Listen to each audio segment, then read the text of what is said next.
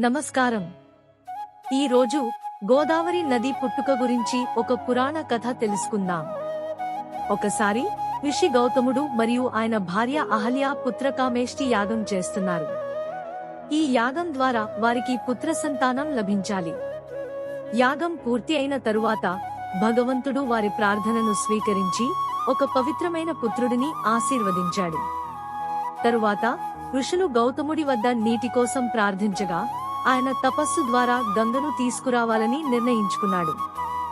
గౌతముడు గంగాదేవిని స్మరించి ఆమెను ఈ లోకంలోకి తీసుకురావడానికి ప్రామాణికంగా ప్రార్థించాడు. గంగాదేవి ఆయన తపస్సుకు ప్రసన్నమై భూమిపైకి వచ్చి గౌతముడికి దర్శనమిచ్చింది.